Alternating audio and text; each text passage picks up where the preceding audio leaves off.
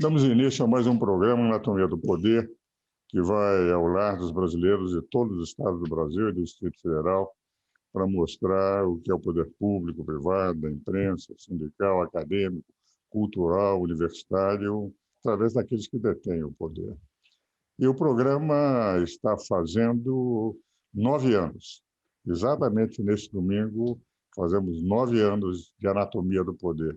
Tendo entrevistado presidentes da República, senadores, ministros do Supremo, parlamentares, deputados, prefeitos, governadores.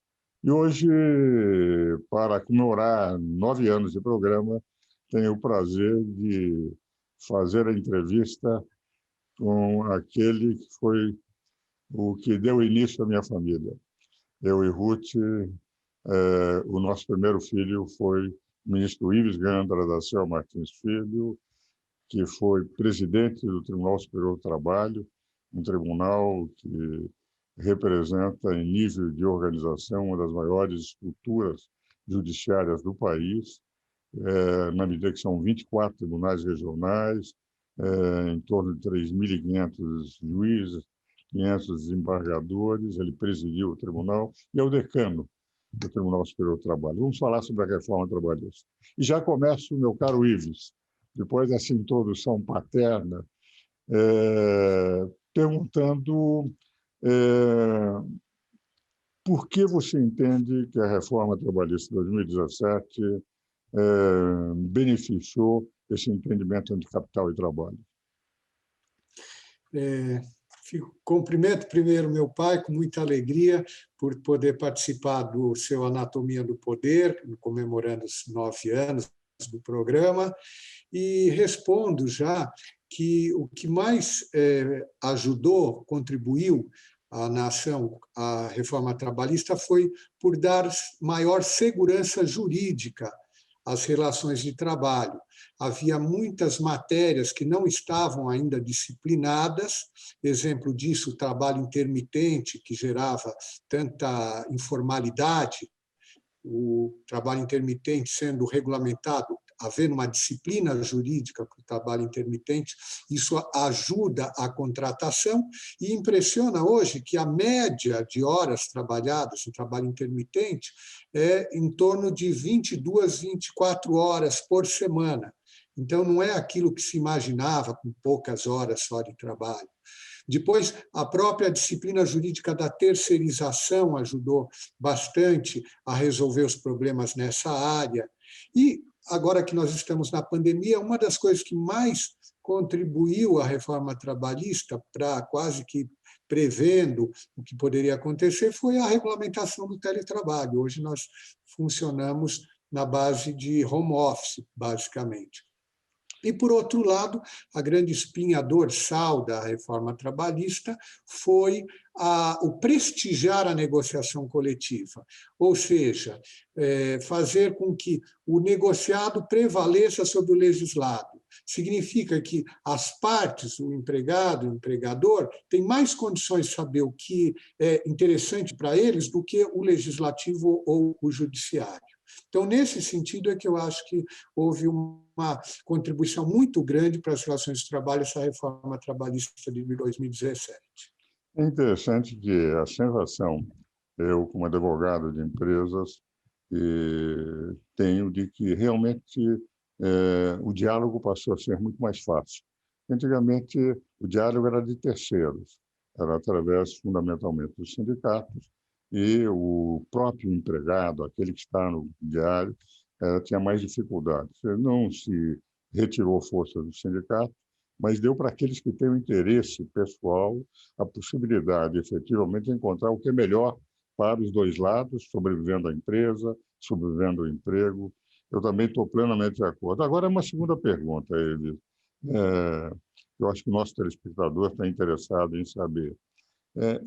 A Justiça do Trabalho, no que ela foi afetada pela reforma? Ela foi bastante afetada, e positivamente também, no sentido de que se adotou quase que na reforma um ovo de Colombo, uma descoberta que, na medida em que se exigia também do trabalhador o pagamento de honorários advocatícios se ele viesse a perder, fez com que o trabalhador passasse a postular fundamentalmente aquilo que ele tinha realmente direito e aquilo que ele teria condições de demonstrar. Ou seja, muitas aventuras judiciais, aquilo em que você entra no jogo e, na pior das hipóteses, você não perde nada. E o empregador tinha que contratar advogados. Isso, o simples fato de ter que se pagar honorários advocatícios em caso de perda da demanda, fez com que a demanda trabalhista fosse reduzida em torno de 33%. E, ao mesmo tempo, o que ocorreu foi que o número de pedidos numa ação foi reduzido. Ou seja, o trabalhador, no que eu chamo de processo responsável, passou a pedir aquilo que realmente o empregador deixou de lhe pagar e ele tem condições de demonstrar isso. O Ives, a minha intenção é fazer 2 ou mais 3 perguntas, talvez, sobre a Justiça do Trabalho, e aproveitar também uma parte do bloco para conversar um pouco com você sobre as suas atividades extra-ministério, extra-tribunal, as suas atividades literárias, de historiador, um grande especialista em Tolkien, de tal maneira que no segundo bloco vamos conversar. Mas ainda sobre a reforma trabalhista, eu gostaria que você me respondesse. Você acha que há ainda pontos que mereceriam ser resolvidos na reforma trabalhista? Sim, tanto que o próprio governo, através do Ministério da Economia, ele montou um grupo de altos estudos de direito do trabalho, do qual eu coordeno uma dos braços, que é sobre direito do trabalho e segurança jurídica. Apresentamos um pequeno projeto com 15 pontos que precisariam ainda ser acertados, entre os quais, por exemplo, os parâmetros para se estabelecer quais são as indenizações para danos extrapatrimoniais, por exemplo, danos morais, acabou ficando, pela reforma, a utilização do salário do trabalhador. E tem sido contestado esse parâmetro, que nós sugeríamos, na linha da MP 808, é que teria que ser, por exemplo, o teto dos benefícios da Previdência Social. Outra questão bastante polêmica, que nós também colocamos nesse projetinho, é que se defina claramente quais são os parâmetros de atualização dos créditos judiciais trabalhistas, das decisões da Justiça do Trabalho. O Supremo acabou, recentemente, no final do ano passado, a definir o parâmetro, o mesmo que se utiliza na Justiça civil, em todos os outros ramos, tributário, que é a Selic, e está havendo muita celeuma agora, porque alguns juízes acabam não querendo cumprir a decisão do Supremo, como vi recentemente uma decisão que nos chegou ao conhecimento. Agora, o interessante é que o próprio Supremo Tribunal Federal, nessa decisão, disse: a decisão vale até que o Poder Legislativo estabeleça os critérios. Portanto, há campo ainda de, vamos dizer assim, uma sintonia fina na reforma trabalhista. Então, é nesse sentido que eu acho que vale a pena. O próprio governo colocou um projeto recente para consulta pública e está recebendo sugestões de toda a sociedade. Perfeito. Ainda nesse final de bloco, nesses últimos 3 minutos, as medidas emergenciais do governo para enfrentar a pandemia do coronavírus no que diz respeito à legislação trabalhista, o que você acha? Qual é a sua opinião? Olha, foram muito oportunas. Se nós compararmos o Brasil com outros países, as medidas adotadas pelo Brasil foram muito mais efetivas.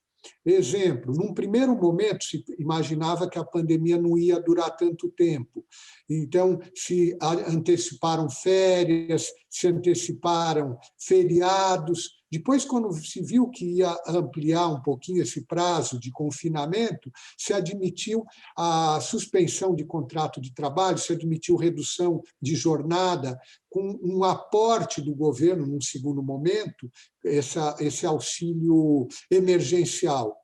Mas o que mais me chamou a atenção também de positivo é que o governo tomou as medidas corretas, no sentido de admitir a flexibilização do contrato de trabalho para preservar empregos, por um lado, e preservar as empresas, a atividade produtiva, né? Porque se elas não pudessem dispensar e, ao mesmo tempo, tivessem que dispensar, ou a empresa quebrava ou o trabalhador ficava a ver navio sem o seu emprego.